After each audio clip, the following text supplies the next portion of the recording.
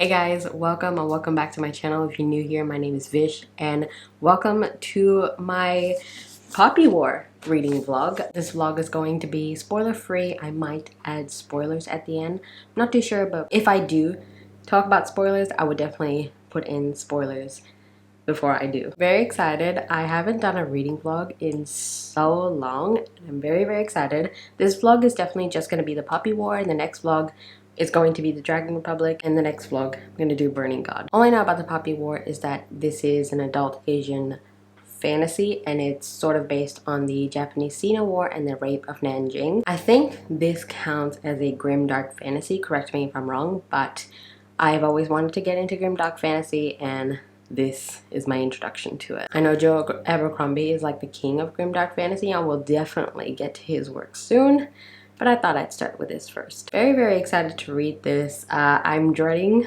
to get to the infamous chapter 22 or 21, not too sure, but we'll see how I like this. Let's get to reading.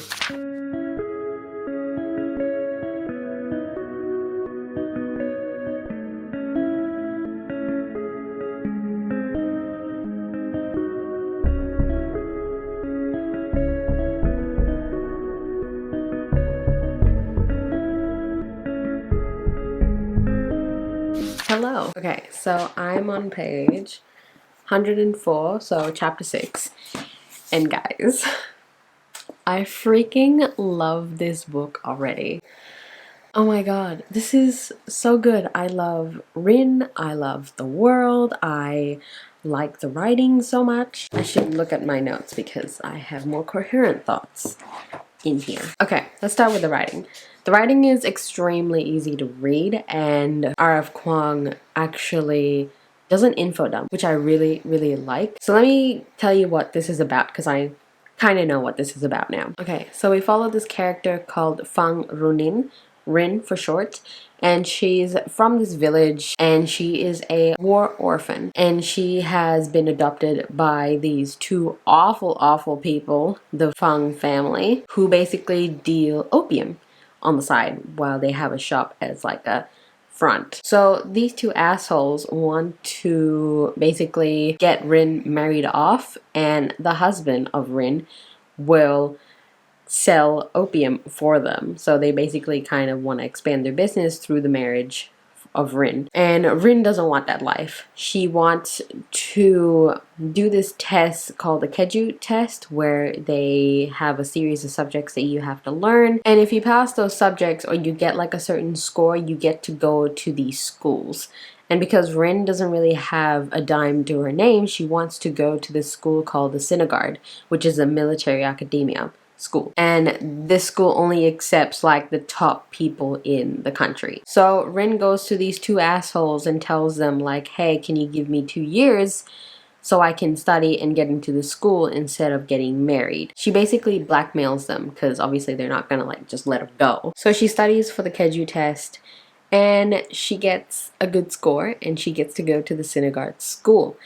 And in the Synagogue school, obviously you have the hierarchy in the school, where it's like the children of like the warlords and the generals, they have been training all their life, so they know majority of the subjects that they're going into, except Rin doesn't, so she gets made fun of. And that's where I am right now in this book, and I'm absolutely loving it. So like I said, R.F. Kuang does an info dump. Because we're in this school environment, we're learning a lot about the world through Rin. And another thing I really love about this school environment is that we're actually learning, like, we're learning about the subjects itself while Rin is learning, and I absolutely love that. You know how in Harry Potter, when you're in like the transfiguration classes and you're like, I want to learn, I want to know how they actually do it. And in here, you actually learn the subjects, which I absolutely love and adore. And I know a lot of people really like this character, Kate, and I absolutely understand why you love Kate, because he's so adorable and smart and witty. I really love him. There's also a few like Mulan type of scenes that I've witnessed. So in the beginning, like I said, the assholes, the Fangs, want to marry Rin off, and they go to this matchmaker, which looks like the matchmaker from Mulan. It cracks me up so hard. Now, pour the tea. Another thing that's kind of Mulan-esque is that Rin has to cut off her hair before going to the synagogue, and she does it with a rusty knife, and it just reminded me of when Mulan cuts off her hair with the sword. Yeah, it just reminded me of that. So those two are the only similarities that I saw. And I know this is a grimdark fantasy, and I can see certain dark aspects creeping into the book. For sure, there's one scene that just happened with Rin, and wow, she made that decision so quickly, but she did it because she's determined to get to where she wants to, and I respect that, but that was brutal. She did it without a second thought. I do really want to know what the country represents, like in real life. I know that Alan from the Library of Allenxandria, he's doing like a history of the Poppy War, Part 1, and I'm pretty sure it's releasing today. It should be already out. I'll link the video down below for you to check out. I'm going to watch it and then know more about this world because I absolutely, like I said, love this so much. I am enjoying myself a lot. And we got introduced to this character called Altan, not too sure. I'm gonna call him Altan.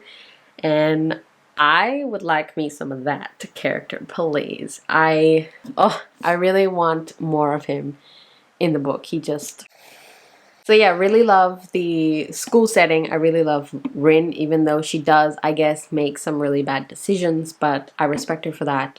I love Rin. I can't wait to see where she goes in this book and what she does. And I do understand a lot of people said that Part 2 is when the direction of the book changes, and a lot of people don't like that. I can see that happening for me, but I'm not sure how I'll react. Obviously, you'll know. Okay, I'm gonna go read some more because this book is so good. Think about it right now. Everything's okay. No matter where you find yourself, no matter what kind of stuff is going on in your life, underneath it all, everything's actually all right. You're okay. You have more power than you might be giving yourself credit for. And if you have something that's going on in your life right now that's challenging, painful, it's just a reminder to take a little bit better care of it. Hello. It's been a full week, and I'm sorry, I just had exams, and I didn't actually pick back up the Poppy War for over a week. And I read some last night, and I am up to page 238, so I guess halfway actually, or almost halfway. So last night I basically finished part 1, and then I moved on to part 2. And I think I said in my previous clip that part 2 has a tonal shift, overall tonal shift, and a lot of people didn't like that tonal shift, and straight out the bat I really liked the tonal shift. It didn't really change anything for me. I don't understand why people were so confused by the tonal shift. I mean, we can see it coming. It's in the name, war. So, I don't know. Okay, just to recap, I think the last thing I said was Rin got into the synagogue, and she's basically training for her first year. So in the synagogue, there's a few subjects that you have to learn, and at the end of your first year, you compete in this tournament, and you get to pick a certain subject.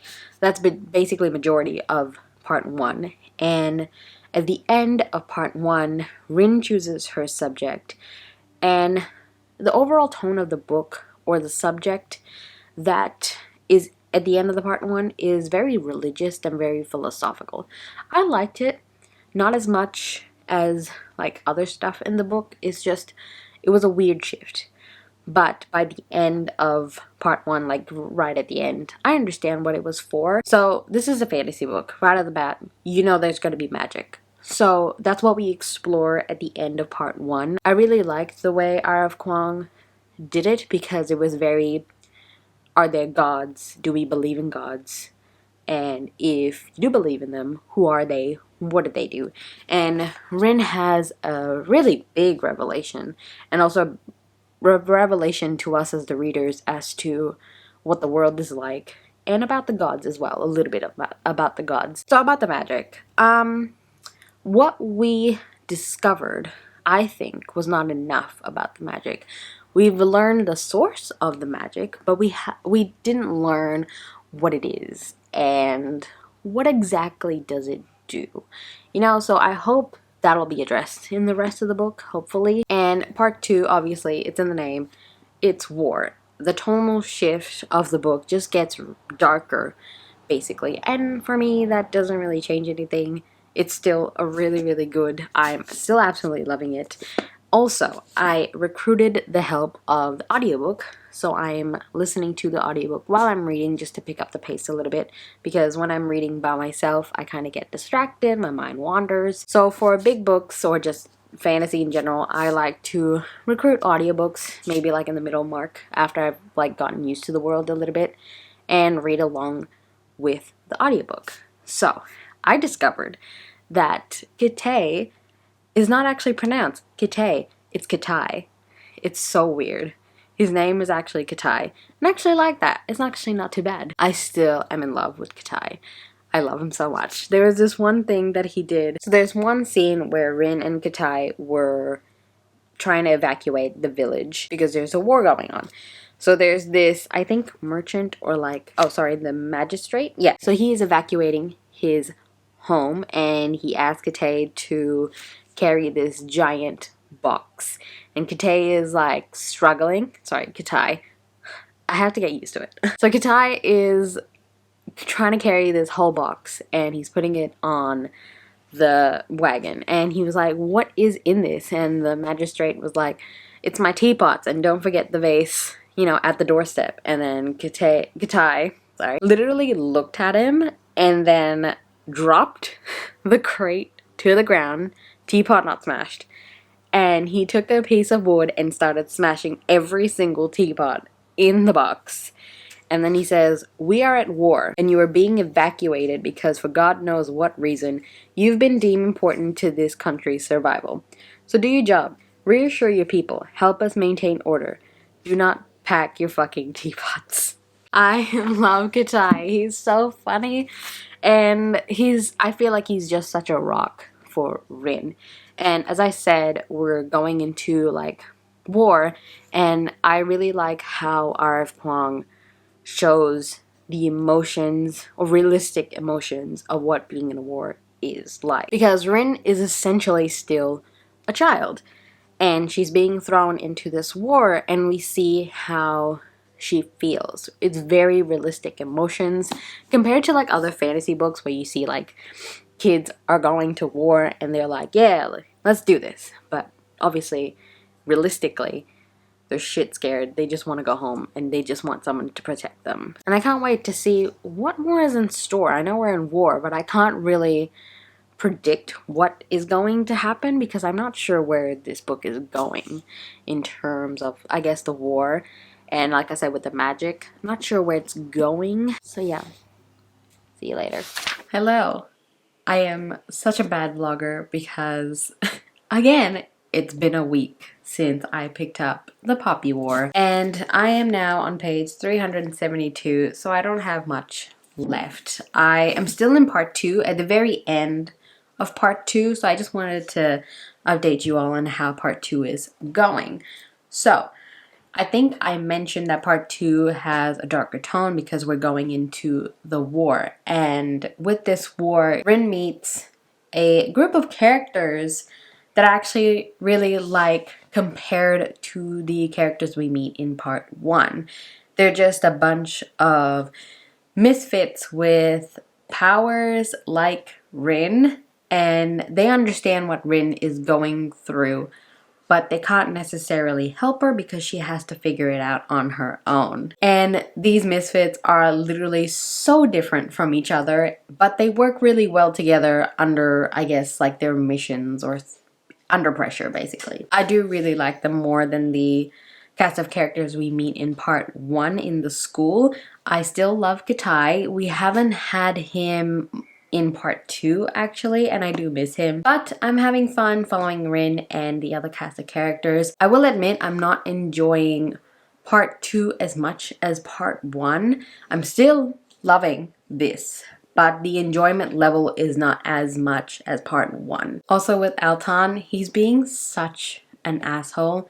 I don't like him anymore because of that. Like, I understand why he's an asshole, because so these misfits are called the Bizarre Children, and they're not treated as normal soldiers because everyone thinks they're freaks.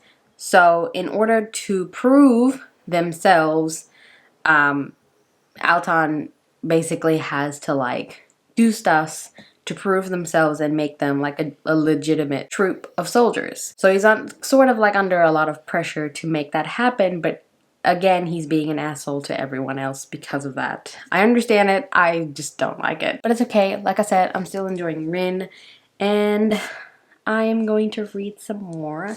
I might do like a little time lapse of me reading the start of part 3, because I know some stuff happens in part 3, so maybe I'll catch my reactions and stuff like that. So, see you soon.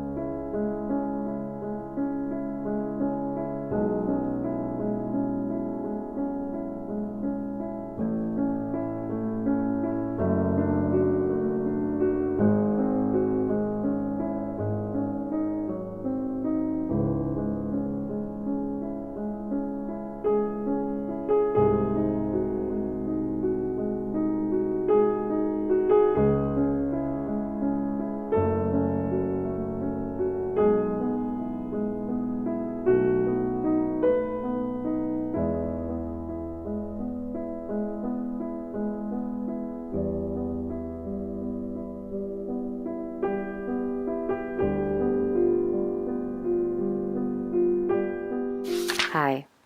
As you can see, I finished the infamous chapter 21, and that was extremely brutal. Extremely brutal. I mean, wow. That was very, very graphic. Very, very graphic, and I cannot believe this actually happened in real life. It's just, it's insane. It's really, really insane. I think this is one of the reasons why I don't read historical fictions, and I think the only historical fiction that can compare to this with like graphic scenes of war is The Island of Sea Woman by Lisa C. I think I've talked about this before, but there was this one graphic scene in The Island of Sea Woman, and it scarred me for life. Like, I'm not joking. I think about it every day, almost every day, about that book because of that scene. And now these scenes in this are so graphic, and because, like I said, it has happened in real life, it will stay with me forever. It's hard. It's just the kind of person I am. It's just these types of things stay with me for a long time. And just so you know, I don't know if this is spoilers or not, so I just want to explain that the scenes that were described was being explained by a character. It didn't actually happen as we were reading. This character was just explaining what happened, and they were graphic the way she explained it. That's pretty much it. So it's not like in detail, but the stuff that she says is a lot. So definitely look up trigger warnings if you want to read this book, just in case, you know, you never know. I definitely don't regret reading this because of those scenes. Like, I know what I was getting into for sure. It's just they will always stay with me. That was a lot. So I'm just gonna take a little break, like today, and I will continue with this in a little bit. That was a lot. So yeah, anyway, I'll talk to you later. Hey guys, so I finished The Poppy War this morning, and let's go through my thoughts. So I like the ending. Yes, there were a lot of stupid decisions that were made, but they were made otherwise. Realistically, when there's a war happening, I can see those decisions being made because they're fueled by revenge because of everything that has happened. I get it. they're still stupid decisions. Okay, so I want to kind of recap my thoughts about this book in general. So, part 1, really loved it.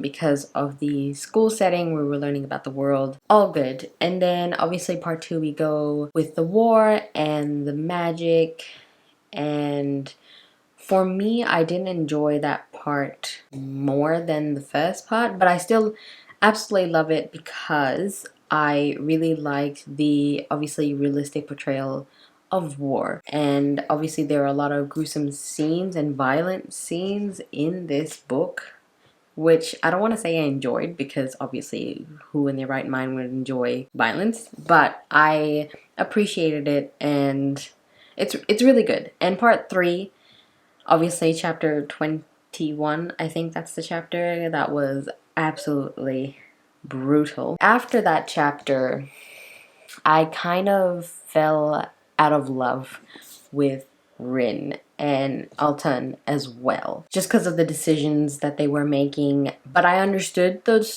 decisions. But I'm gonna reference Tao from Rage of Dragons, and I have a love-hate relationship with him, and now Rin kind of falls into that category where I love Rin because obviously I knew it from the beginning and I saw her change. I just hate the type of decisions that she's making, and I seriously think Katai is the only one that has his head screwed on right. Seriously, he's the only one who knows what at least the right, because obviously in war there's no right thing to do, you're just gonna do it. But Katai knows what to do. I did also have a few issues with the book where we didn't get a lot of, I guess, character development with all the secondary characters, because there was a lot of telling about how these secondary characters are instead of showing us how. For example, there was this scene with Chagan, and Rin just met him, and she just says like, oh, Chagan is powerful because of this, and I'm like, really? Is he actually powerful? I don't understand how he is powerful by Rin just telling me, and plus Rin just met him like 2 minutes ago, so how does she know? You know what I mean? Just little things that did not make this my favorite. So I'm gonna put up my little rating system, because I use the Callpile rating system from Book Roast G. I will link her video down below just in case if you want to like know what this rating system is about. There's just different categories, and you have to rate the categories out of 10, and you compile them up and have a rating out of 10, and then that converts it into a star rating. But anyway, here's my little thing, and yes, it took me 19 days to finish The Poppy War. Don't come at me, it's just I'm in a fantasy slump. And just to reiterate, I don't think the fantasy slump affected how I feel about this book. So characters is 7 because, like I said, the secondary characters weren't developed as well as, I guess, Rin and Alton. So I wasn't a big fan, and plus, obviously, my favorite was Katai, and he was barely there in the first book. So characters is a 7 out of 10, and atmosphere 10 out of 10 because it was amazing. Like, it's a realistic portrayal of war. So 10 out of 10 for that. Writing 8 because of the whole like character development kind of thing and like being told instead of showing. Plot is 8 out of 10. Intrigue 8 out of 10. Logic 8 out of 10. Intrigue and logic just goes hand in hand. So enjoyment is an 8 out of 10. I thoroughly enjoyed this book, just not a 5-star kind of enjoyment, you know what I mean? So overall it's an 8.1 out of 10, which translates into a 4-star rating. And I'm happy with that rating because it really reflects how much I like this book. But yeah, 4 stars for The Poppy War by R.F. Kuang. I definitely am going to read Dragon Republic because I've heard there's actually more character development in that, especially with the side characters. So I'm looking forward to that. I think that's what it was missing, to be honest. And I also hope that we're shown things instead of being told most of the time. I do hope that is rectified in the Dragon Republic. But yeah, I really enjoyed this. Like, don't get me wrong, 4 stars is not a bad rating, right? Like, I thoroughly enjoyed this. I just had a few issues with it. As you can see, I've tabbed it. Most of it is blue, which means sad. And obviously there's a lot of sad moments in here. I'm not going to talk spoilers because I don't think that... Oh, actually, no, I will talk spoilers. So Just go to this timestamp right here if you want to avoid spoiler talk, okay? Ready? Okay, cool. So the one thing that I want to talk about is just like kind of theories as to what happens now. At the end, Alton is dead, right? And Chagan says that he would have felt it if Alton was dead. And I don't think Alton is dead because of Chagan said he would feel it. Because he felt everything else. Why wouldn't he feel Alton's death, right? So I don't think Alton's dead, but we'll see. And also, Alton, what the heck? Why did you make Rin the commander of the psych? That's like a stupid decision to put a 19-year-old who is bent on revenge, the commander of the psych. I mean, we'll see what happens. We'll see what things that Rin does. Like I said, Rin's drive for revenge is validated, for sure. I just think that she's going about it the wrong way.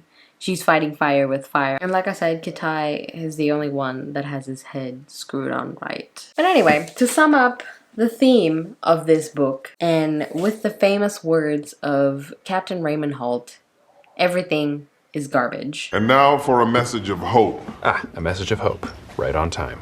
Everything is garbage. Oh, no. And also another thing that I realized with this book is that normally every fantasy that I read always has that like little tiny ray of hope. But in this book, there's like no hope whatsoever. It's just dark, grim, and sadness.